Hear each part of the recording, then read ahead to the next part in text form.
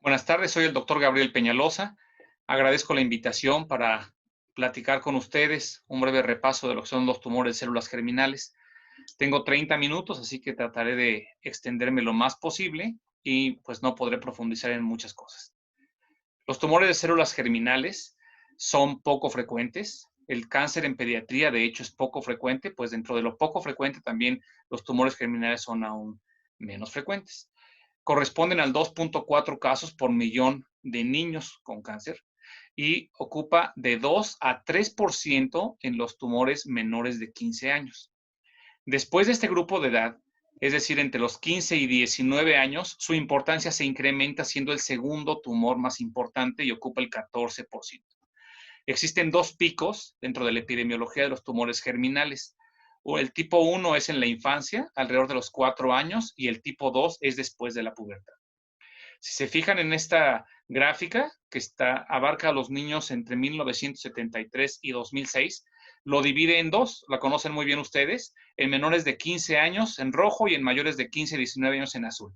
Del lado izquierdo en rojo la leucemia linfoblástica es el más frecuente, del lado derecho en azul el Hodgkin es el más frecuente y el segundo lugar son los tumores de células germinales. Entonces, en el grupo de edad de 15 a 19 años toma una importancia eh, eh, frecuente en este grupo. Si ven ustedes por incidencia, aquí divide a los niños, a las niñas y hace un radio. Si nos vamos a la segunda parte de la diapositiva, donde dice tumor de células germinales, nos daremos cuenta que en la parte de mayores de 15 años son hasta 39 por millón de habitantes o 27 por millón de habitantes, a diferencia de cuando son menores de 15 años, que son 5.7 o 5.4. ¿Qué es lo que pasa con un tumor de células germinales? Nosotros tenemos células germinales primordiales en el feto, que son precursores pluripotenciales. Estas células tienen tres caminos que pueden tomar. Las células indiferenciadas, que pueden llegar a ser tumores en hombres, que se conocen como seminomas, y en mujeres se conocen como disgerminomas cuando están en el ovario o germinomas en sistema nervioso central. Estos también son conocidos como tumores seminomatosos y se originan de células indiferenciadas. La célula germinal primordial puede tomar un segundo camino, que es la diferenciación a tejidos somáticos que pueden incluir endodermo, mesodermo o ectodermo. Estos, como son maduros, van a ser teratomas. Y el tercer camino puede ser que se diferencian estructuras extraembriónicas que pueden ser saco vitelino y entonces los tumores serán de senos endodérmicos o placenta y será coriocarcinoma. Eh, Tenemos a la célula primordial. La célula primordial tiene unos receptores de c-KIT y el saco vitelino se encarga de un ligando de KIT que va aumentando su concentración y va llevando a la célula germinal primordial por un caminito en el que migran las células del feto a través del mesenterio del intestino posterior hasta el surco gonadal. Esto lo hace gracias a KIT y además a otros receptores como CXCR4 y que van con CDF1 y CXCL12, que están en las células mesenquimales del surco gonadal. Esto pasa entre la cuarta y la quinta semana. En la ventana, hay una ventana en la séptima semana en la cual el cromosoma Y del papá tiene un gen que es el SRY.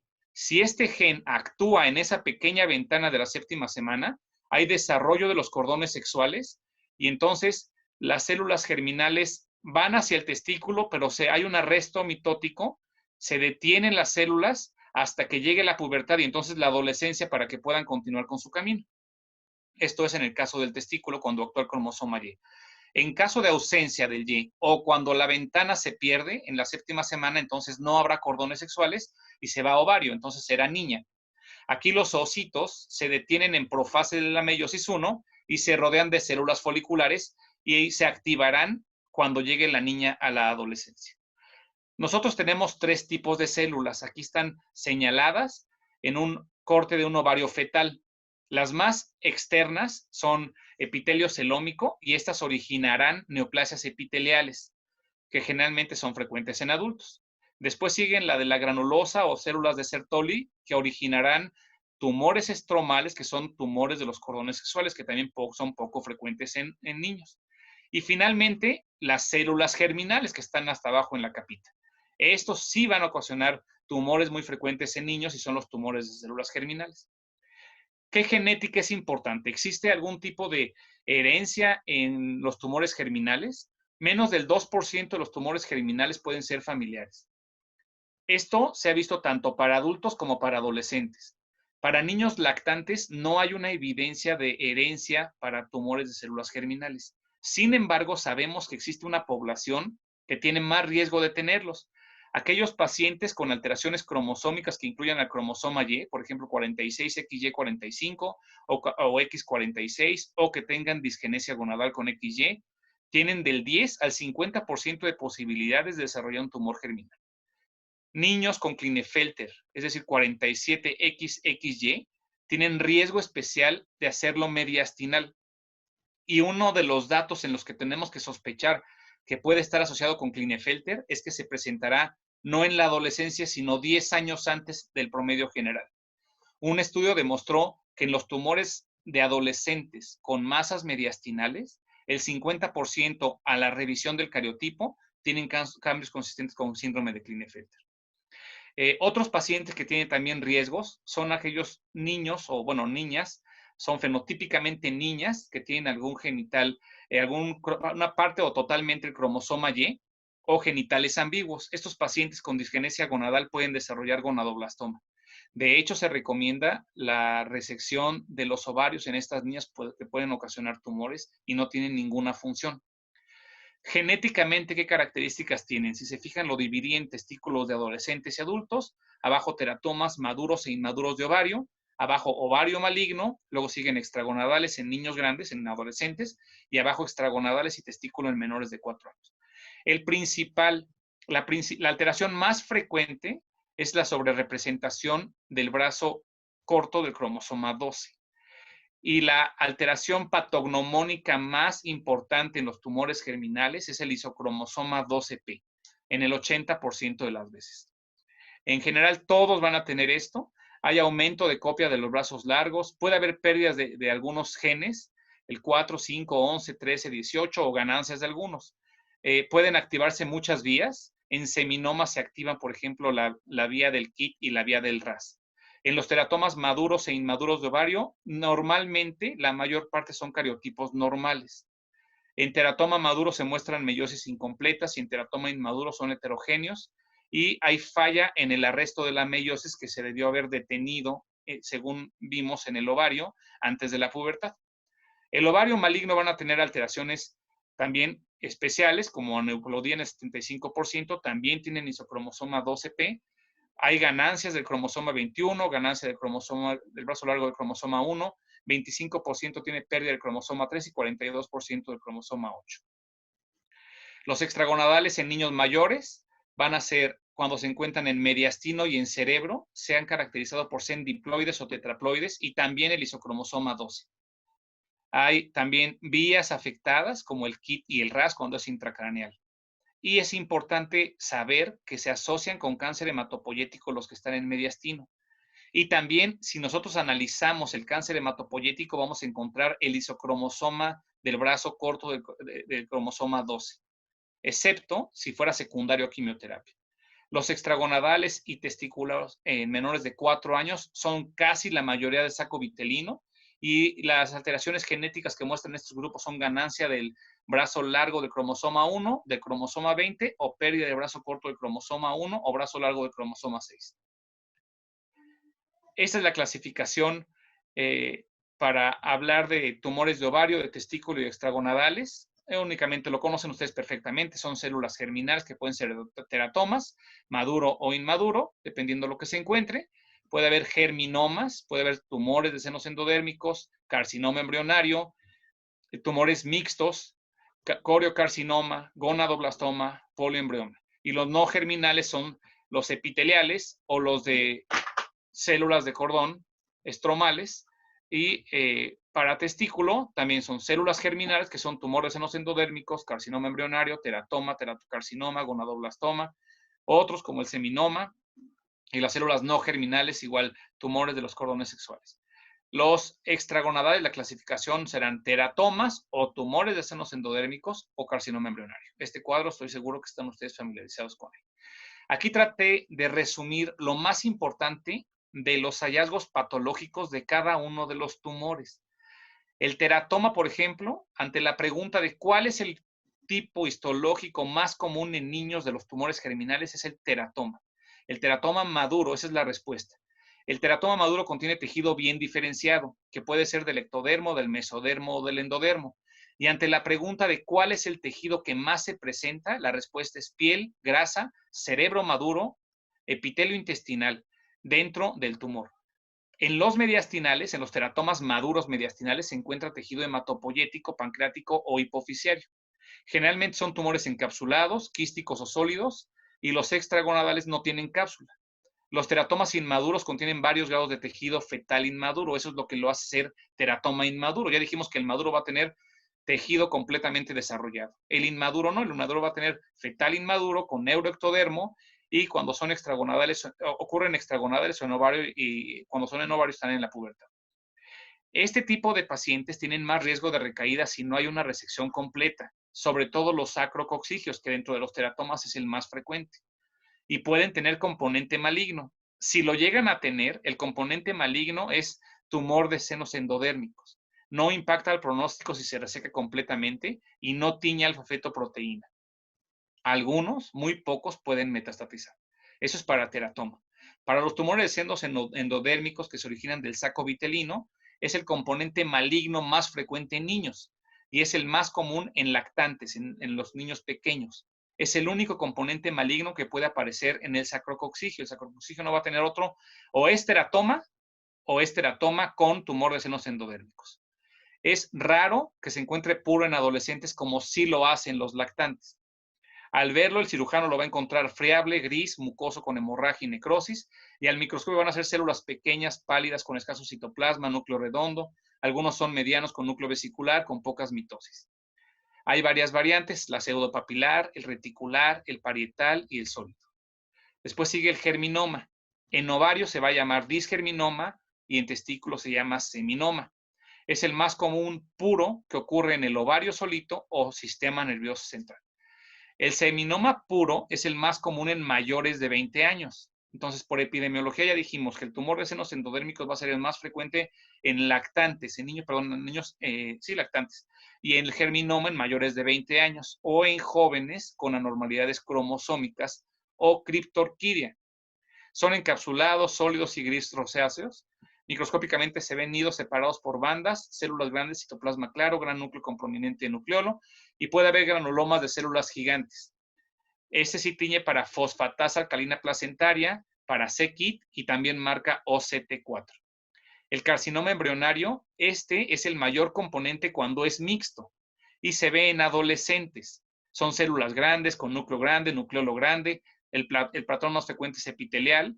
Hay grandes células con necrosis central. Hay patrón pseudotubular, papilar, y tienen alfa-fetoproteína negativos. El alfa-fetoproteína marca más para tumores de senos endodérmicos, pero sí son positivos para OCT4 y para CD30. El siguiente tumor es coriocarcinoma. Raramente ocurre aislado. Cuando ocurre puro en lactantes, representa metástasis materna del tumor trofoblástico primario de placenta. Esto es muy importante, por favor. Si ven que hay un lactante con coriocarcinoma puro, revisen a la mamá porque seguramente hay algún problema ahí. Y finalmente el gonadoblastoma. Este es un tumor benigno que se presenta en las gónadas disgenéticas que tienen algún fenotipo femenino. Son niñas con alguna parte del cromosoma y son tumores pequeños, de 1 a 3 centímetros, son grises, lobulados, positivos para fosfatasa alcalina placentaria y OCT4. También pueden presentar cordones sexuales o calcificaciones. Cuando los presentamos en un germinoma, sugiere un previo gonadoblastoma y sugiere que tenemos que revisar a la niña con cariotipo para ver si no encontramos algún problema.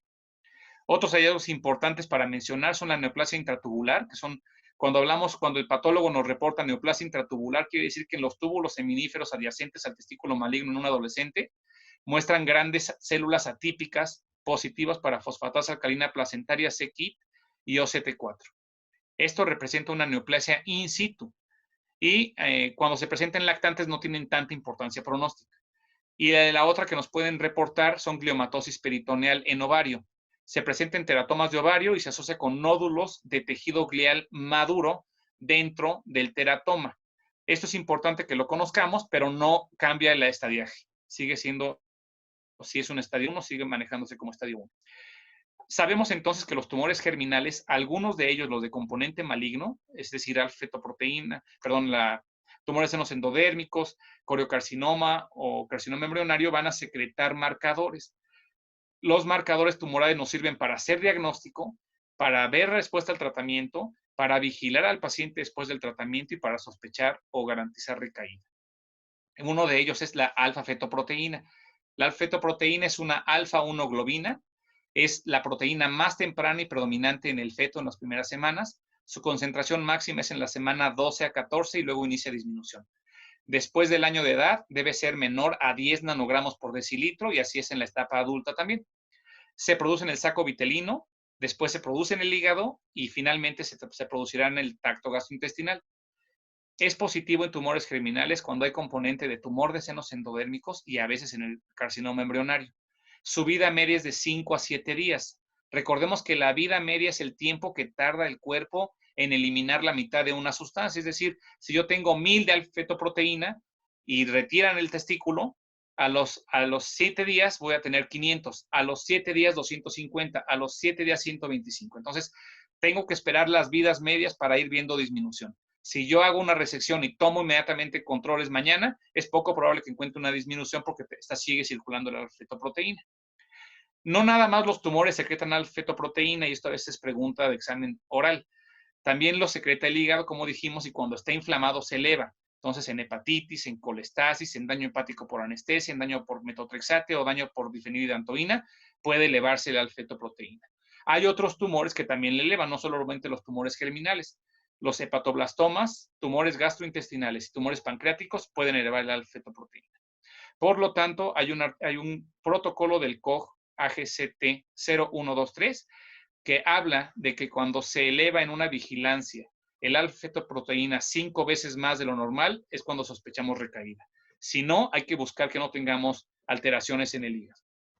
Este es un cuadro en donde ustedes pueden ver que la cantidad de alfa-fetoproteína puede ser 134,734 más menos 41,000 en el prematuro, pero en un recién nacido hasta 33,000, es decir, es una cantidad importante que tenemos que conocerlos como oncólogos pediatras o como oncólogos que estamos viendo cáncer, y que la alfa-fetoproteína no nos asuste en los recién nacidos, porque hasta el año de edad llegará a la cantidad normal. Otro marcador es la fracción beta de gonadotropina coriónica. Esta es una glicoproteína compuesta por subunidad alfa. Se sintetiza normalmente en el embarazo por el sincicio trofoblasto. La unidad alfa es igual a las otras hormonas, tanto a la luteinizante como a la folículo estimulante, como a la estimulante de tiroides. Por lo tanto, no medimos la unidad alfa, sino la unidad beta. Su valor normal es menos de 5 y su vida media es de 24 a 36 horas. Lo producen los tumores que son coriocarcinoma o trofoblastos de células gigantes encontrados en los germinomas. Otras causas de elevación de fracción beta puede ser hipogonadismo iatrogénico, orquiectomía o oforectomía bilateral, quimioterapia, cuando damos un primer ciclo puede elevarse, y esto se eleva porque se eleva la luteinizante tratando de compensar la pérdida de las gónadas y una parte se detecta como fracción beta de gonadotropina coriónica. Los tumores que le elevan también son el mieloma múltiple, tumores hepáticos, tumores en páncreas, tumores en el tracto gastrointestinal, tumores en el hígado o vejiga. ¿Qué otros marcadores son de importancia? La DHL, cuando se eleva más de 1.5 veces, la inhibina en tumores estromales de cordones sexuales, y hay quien a veces también vigila a los pacientes con tumores germinales siguiendo su cantidad de estrógenos y testosterona. ¿Qué presentación clínica van a tener los tumores germinales? En ovario se presentan, es raramente encontrado en niñas menores de 8 años. 2/3 partes van a ser células germinales, los demás van a ser epiteliales o estromales, que son menos frecuentes, y el principal síntoma va a ser dolor abdominal. Es un dolor que puede simular un abdomen agudo y generalmente se da cuando tienen una torsión. El resto pueden presentarse también como una masa abdominal palpable, puede haber fiebre, puede haber constipación, puede haber amenorrea, sangrado vaginal o disuria. Si se presentan con pubertad precoz, debemos pensar que este tumor de ovario además tiene componente estromal de los cordones sexuales o componente de coriocarcinoma o son teratomas mixtos, que no nada más tienen tejido sano, sino también tumor maligno. o con elementos de sarcomatosis, carcinomatosos no germinales. ¿Qué tenemos que hacer? Ultrasonido para ver si es quístico o sólido. Generalmente el maligno es sólido. Hay que hacer tomografía o resonancia magnética para ver el origen, la extensión y las metástasis. Hablando de metástasis, solamente vamos a buscar a hueso, a médula ósea y a cerebro cuando sea un estadio 4 o cuando sea un coriocarcinoma, que es el componente más maligno. Por histología, ¿hay alguna presentación que nos pueda orientar para hablar de ovarios? Sí. Cuando se trata de un teratoma quístico o tumor dermoide, se presentan generalmente en la segunda década de la vida y van a ser bilaterales en el 10%. El discarcinoma puede ser bilateral en 20%. El tumor de senos endodémicos puros es más frecuente en niñas pequeñitas. El mixto es más frecuente en la etapa postpuberal, después de los 10, 12 años. Luego, los tumores de carcinoma embrionario y coriocarcinoma pueden presentarse con pubertad precoz, amenorrea e hirsutismo. Para el gonadoblastoma, son tumor de células germinales mezclados con células estromales. Estos tumores son pequeñitos, 36% son bilaterales. Generalmente se diagnostican en la adolescencia y estos se asocian, recuérdenlo, con disgenesia gonadal. Generalmente pueden estar en los que tienen 45 cromosomas las niñas o 46X0 o que tienen mosaico XY. Y el diagnóstico es la menorrea primaria. Es una de las estrategias que tenemos que buscar nosotros cuando un adolescente no ha tenido la primera menstruación. Vayamos al ovario a ver si no tiene alguna alteración y es un mosaico y esta es la razón por la que no tiene menstruación. Los tumores estromales de cordones sexuales pueden ser juveniles o en adultos cuando son tumores de la granulosa. Los juveniles se presentan en niñas pequeñas con pubertad precoz. Generalmente son localizados. El pronóstico es bueno y es muy raramente la recaída y si se presenta a los 3 años. En el adulto, los tumores de la granulosa responden bien, pero tienen más riesgo de recaída y esta recaída es tardía, hasta 10 años después del diagnóstico. Entonces tenemos que estarlo siguiendo. Estos tumores de la granulosa secretan inhibina. Luego, los tumores de células de Leydig y Sertoli muestran diferenciación testicular. El 75% se va a presentar en menores de 30 años y como característica clínica van a presentar virilización, pubertad precoz o síndrome de Peutz-Jeghers. Para tumores de testículo, en los prepúberes, generalmente lo diagnosticamos muy rápido porque son niños pequeños que se dejan revisar muy bien por la mamá o avisan inmediatamente. Entonces, el 85% de las veces los vamos a encontrar en estadio 1 y el 20% vamos a encontrar lo que se asocia con un hidrocelia al ultrasonido. Aquí el problema es en los adolescentes, en los postpúberes. Ellos no hablan y es un grupo muy especial que no habla con sus papás ni habla con nadie más y empieza a crecer su testículo y no avisa, simplemente porque tiene miedo y porque no duele. Entonces, estos pacientes es más frecuente que en la clínica lleguen con enfermedad metastásica y que la sintomatología nos la dé la enfermedad metastásica más que el dolor, porque el testículo crece, solamente crece, es el único dato clínico, pero no duele. Entonces, ojalá y el adolescente nos avise, pero la gran parte de las veces no nos avisan hasta que tienen dolor abdominal por las metástasis o dolor en la espalda por el retroperitoneo o tienen disnea con hemoptisis. Cuando tienen hemoptisis hay que pensar en coriocarcinoma. El abordaje es igual, tomografía y resonancia magnética. Hay que revisar también hueso, médula ósea y cerebro solo en estadio 4 o coriocarcinoma. El factor más asociado a un tumor testicular es el testículo no descendido. La presentación clínica de los tumores de células estromales en testículos son muy raros, se desarrollan antes de la pubertad. Aquí sí puede haber dolor, es una de las características de un tumor de células estromales y se puede asociar a pubertad precoz o ginecomastia. ¿Qué pasa con los tumores extragonadales? Ya hablamos de los ovarios y ya hablamos de los testículos. Ahora, de los extragonadales, sabemos que ocurren en la línea media. Todos aprendimos en algún momento que esto pasa porque las células germinales pasan a través de la línea media hasta que lleguen a las gónadas.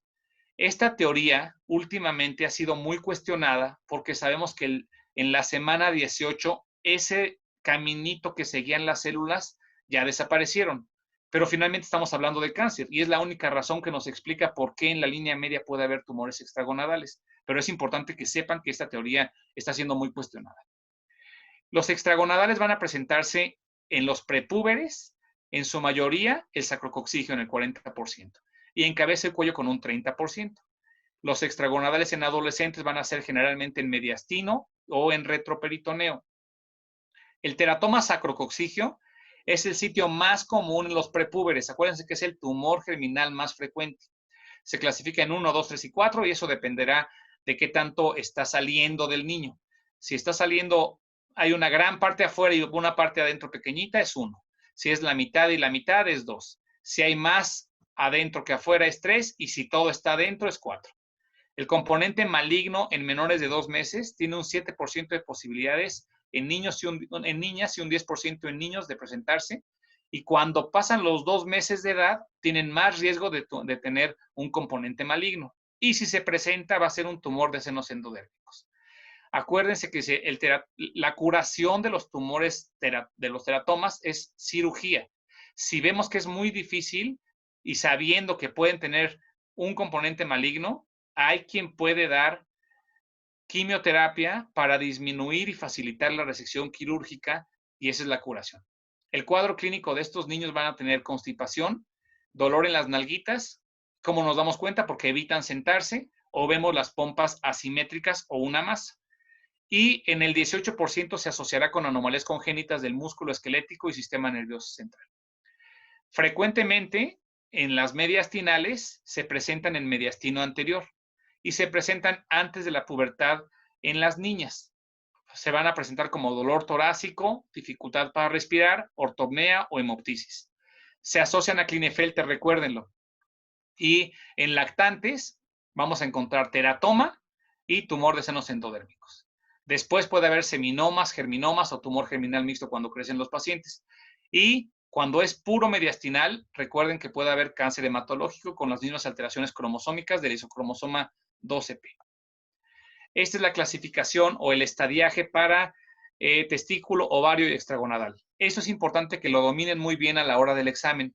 Cuando ustedes lo presenten, tenemos que saber que ustedes saben tipificarlo. Entonces, es simplemente un repaso. Saben ustedes esta tabla, sé que la conocen. El estadio 1 es limitado a testículo completamente resecado con una orquiectomía inguinal alta. No hay evidencia clínica, ni radiográfica, ni histológica de enfermedad más allá de los testículos. Los marcadores disminuyeron de acuerdo a su vida media y si el paciente no tenía marcadores o eran normales al diagnóstico, puede valorarse una linfadenectomía retroperitoneal para confirmar el estadio 1. Eso lo vamos a platicar un poquito más adelante, qué estrategias son para garantizar el estadio 1. El estadio 2, ya hubo una orquiectomía transescrotal. Recuerden que lo ideal debe ser orquiectomía inguinal, pero si fue transescrotal, ya queda como estadio 2. También si hay enfermedad en el escroto o si el cordón espermático está positivo o si hay ganglios, y estos ganglios miden menos de 2 centímetros o si están positivos marcadores tumorales después de la vida media, después de la resección, queda como estadio 2. El estadio 3 es un ganglio mayor a 2 centímetros positivo para tumor sin otras metástasis. Y el estadio 4 queda como metástasis a distancia que pueden incluir el hígado. Eso es para testículo. Para ovario también son 4 estadios. Uno es limitado ovario con lavado negativo. Acuérdense que siempre se tiene que ser lavado cuando se aborde el ovario. Lavado negativo para células malignas y no hay evidencia de enfermedad más allá de los ovarios. Puede haber gliomatosis peritoneal y no aumenta el estadiaje. Los marcadores tumorales deben ser negativos después de la vida media adecuada, que son 3 vidas medias, tienen que estar disminuyendo. Es el estadio 1. El estadio 2 es un residual microscópico con ganglios linfáticos positivos para tumor menores a 2 centímetros. Tiene que estar el lavado negativo para células malignas. Puede haber gliomatosis peritoneal y los marcadores pueden estar negativos o positivos. El 3, ya hay un gran residual o solamente se pudo biopsiar, o hay ganglios mayores a 2 centímetros, o tiene involucro del epiplón o del intestino o de la vejiga, es decir, de vísceras contiguas, o el lavado peritoneal es positivo. Y el estadio 4 son metástasis a distancia que pueden incluir también el hígado. Y finalmente la clasificación para extragonadal es 1, resección completa, 2, residual microscópico, 3, residual macroscópico, solo biopsia o ganglios positivos o negativos, y 4 metástasis que pueden incluir el hígado. El tratamiento es generalmente, si son maduros, es cirugía y vigilancia. Si es inmaduro, cirugía y vigilancia. Hay algunas partes que se debe considerar quimioterapia. Como lo habíamos comentado, sabemos que la curación del teratoma es la cirugía. En los sacrocoxigios o en los mediastinales, si vemos que están muy grandes, se puede dar 1 o 2 ciclos de BEP y entonces disminuirlo y garantizar una buena cirugía. Lo ideal es no dar quimioterapia porque no sabemos si tiene componente maligno. Y ya los tumores de células germinales, de los que no son teratomas, esos van a requerir el estadio 1, vigilancia nada más. Existe la alternativa de hacer una linfadenectomía retroperitoneal o dar un ciclo de BEP para garantizar el estadiaje 1. Lo que se hace y lo que se recomienda principalmente es solo vigilar con revisión de marcadores y solamente que se eleven, valorar la linfadenectomía o dar un ciclo de quimioterapia. Recordemos que la linfadenectomía en manos no expertas pueden ocasionar eyaculación precoz. Después del estadio 1, todos los demás recibirán quimioterapia. ¿Qué quimioterapia? En base a platino. Generalmente BEP, que es bleomicina, etopósido y cisplatino. Este es un grado de pronóstico para testículo, que es importante únicamente saber algunas cosas. El buen pronóstico es cuando es de testículo retroperitoneo y el alfa-fetoproteína es menor de 1000, con fracción beta menor de 5000 y DHL menor de 1.5. Después el intermedio va a ser con alfa-fetoproteína mayor de 1000 pero menor de 10,000, fracción beta de 5000 pero menor de 50,000 y DHL mayor de 1.5 pero menor de 10. Y el pobre pronóstico va a ser en alfa-fetoproteína mayor de 10,000, fracción beta mayor de 50,000 y DHL mayor de 10 veces lo normal. Esto es una de las clasificaciones para poner en riesgo a los niños. Pobre pronóstico también es primario mediastinal. ¿Ok? Sabemos que son quirúrgicamente curables los teratomas. El resto de los tumores, si no es estadio 1, deben recibir quimioterapia. La quimioterapia que más funciona, el estándar nacional e internacional, es BEP, que es cisplatino a 20 miligramos día 1 a 5, etopósido 100 miligramos día 1 a 5 y bleomicina 15 miligramos metro cuadrado día 1. Cuando se da 1 y día 8, el BEP es con B mayúscula. La B minúscula es porque indica que en niños usamos bleomicina el día 1 nada más. También se puede usar carboplatino, etopósido y bleomicina. Se puede usar cisplatino, etopósido y fosfamida. Se puede utilizar también cisca, que lleva adriamicina, cisplatino y ciclofosfamida, pero la respuesta para qué quimioterapia es BEP. El tratamiento entonces dependerá del sitio de origen, de la edad del niño, de la histología, de qué tan resecable es, de qué estadio está, pero debemos recordar algunos puntos especiales. Los teratomas son quirúrgicos. Los tumores de células germinales malignos deben recibir quimioterapia después del estadio 1. Y para germinomas en sistema nervioso central es muy importante la radioterapia. Son extremadamente radiosensibles. ¿Qué detalles de cirugía tenemos que recordar para el examen? Son, en teratoma maduro o inmaduro, la curación es quirúrgica. Si hay componente maligno y es irresecable, podríamos valorar adyuvancia para facilitar la resecabilidad. Y la resección completa es el mejor factor pronóstico. Para ovario, es muy importante siempre hacer lavado con citología peritoneal. Hay que examinar la superficie peritoneal con biopsia de cualquier masa anormal. Hay que palpar el retroperitoneo, los ganglios linfáticos, y biopsiar solamente si están duros o crecidos. Hay que inspeccionar el epiplón y biopsiar si está anormal. Hay que palpar el otro ovario y biopsiar si está anormal. El abordaje, eso es para ovario. Para testículo, ¿qué tenemos que recordar? Que debe ser vía inguinal. Que si se hizo biopsia transescrotal, debe considerarse contaminado. Que en un paciente con estadio 1 existe el riesgo de que tenga metástasis peritoneales en un 20% o 50% si nos reportan invasión linfovascular o si es carcinoembrionario. Si es carcinoembrionario, sean más estrictos en la vigilancia. Todos los pacientes que recaen en estos estadio 1 que se vigilan, se pueden rescatar muy bien con BEP. Ajá. Y después de que demos el BEP en cualquier tumor germinal, recuerden que el residual en retroperitoneo, que es teratoma, debe removerse. Si no se remueve, la alteración del isocromosoma 12p se queda ahí y en 2 años más recae el paciente. Entonces, a pesar de que tenga marcadores negativos, a pesar de que el PET esté negativo, deben remover esa alteración. Para principios quirúrgicos para extragonadales es teratoma, resección. Si es muy grande, se deben valorar múltiples cirugías, esperar a que crezca un poco el niño o componente maligno, dar quimioterapia. El factor más importante de recaída es el componente de tumor de senos endodérmicos. Entonces hay que revisar muy bien patológicamente que no tenga un componente mayor al 5% de tumor de senos endodérmicos. Aquí está algo que es importante. Para garantizar el estadio 1 en testículo, tenemos que saber que los niños con estadio 1 tienen el 20% de recaer después de la orquiectomía, con ganglios menores a 2 centímetros y marcadores negativos, pero si hay invasión muscular del 50%. Para llevar a una supervivencia del 95% hay 3 estrategias. La más usada y la que yo recomiendo, pero la que recomienda Poplack, es vigilancia estrecha. La segunda es una linfadenectomía retroperitoneal y la tercera son 2 ciclos de BEP. Esto obviamente se tiene que hablar con los papás, porque puede haber complicaciones quirúrgicas. Creo que lo mejor para el niño es vigilancia estrecha y en cuanto eleve marcadores cuando habían descendido evidentemente, pues entonces hacer un PET y iniciar quimioterapia con BEP, no antes. Hay algo importante, en el coriocarcinoma infantil, como dijimos, es muy poco frecuente que se presente en los lactantes. Por lo tanto, si vemos un coriocarcinoma infantil, esto nos debe hablar de que es un foco transplacentario de coriocarcinoma como variante de enfermedad trofoblástica en la mamá. La presentación es en niños pequeños, generalmente 1 mes, pero pueden ser de entre 0 y 5 meses. Es una urgencia iniciar quimioterapia. Son niños que se presentan graves, con anemia, falta en el desarrollo, hepatomegalia, crisis convulsivas, hemoptisis o pubertad precoz.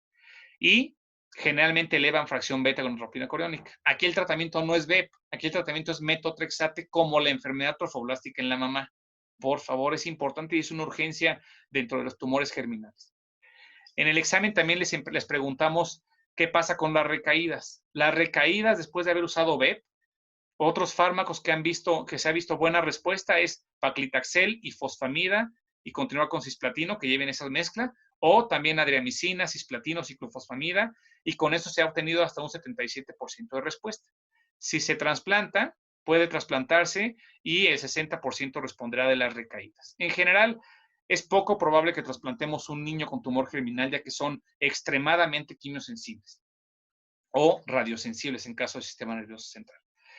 También deben mencionar la toxicidad y efectos tardíos, y ya con eso termino. Debemos recordar que el cisplatino es un metal y puede circular por años y puede darnos nefrotoxicidad, ototoxicidad, neurotoxicidad, que pueden ser parestesias o fenómenos de Raynaud.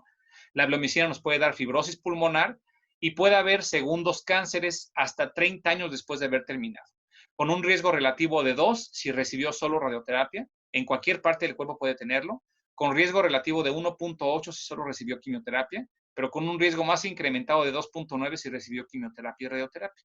¿Y qué cánceres puede tener después como segunda neoplasia? Pulmón, colon, vejiga, páncreas y leucemia. Y otro efecto tardío de toxicidad es cardiopatía. Así que tenemos que vigilar muy bien a nuestros pacientes. Felicidades por llegar hasta aquí y suerte en su examen.